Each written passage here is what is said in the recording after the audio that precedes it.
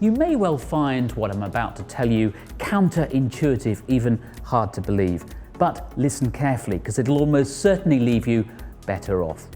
As consumers, we're conditioned to assume that some things cost more than others because they're better, and generally speaking, that's true. But in the world of investing, it's not. Broadly, there are two types of investment fund: active funds and passive funds. With an active fund, you pay an expert to research individual shares or bonds and buy or sell accordingly. A passive fund, on the other hand, simply tracks a particular market and is therefore cheaper. Now, the message the fund management industry likes to convey is that although you pay more for an active fund, you get a better return. What it doesn't want you to know is that the figures tell a different story. Take this latest research by AWD Chase De Vere for the Sunday Telegraph.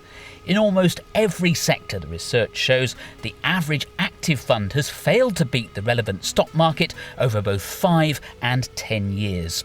In some cases, the average fund has delivered almost 70% less than its relevant benchmark index. Over 10 years in most sectors, more than twice as many active fund managers underperformed when compared with those who beat the market. In some sectors, just one manager beat the market for every 6 that didn't. Yes, that's right. When you invest in an active fund, you're generally paying more, in some cases much more, for consistent underperformance.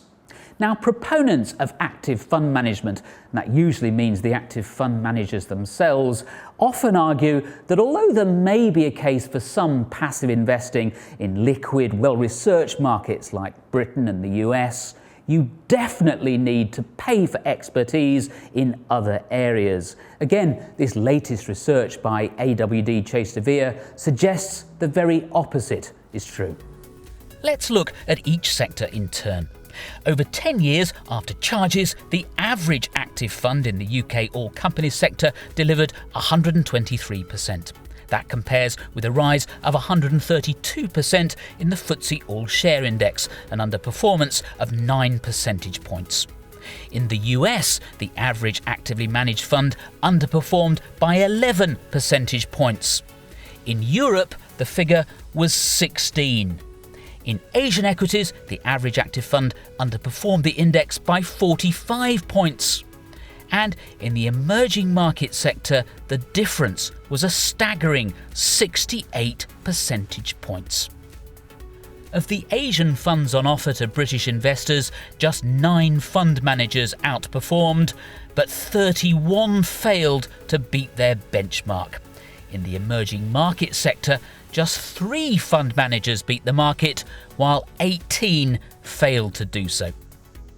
Figures like these are nothing short of scandalous. Here we have a largely self-regulated industry which is using a combination of media exposure and advertising to perpetuate the misconception among the general public that paying more for a fund means better returns. In truth, it's completely the other way round. What these companies should be telling you is that it's far more logical for people to invest in low-cost index funds instead.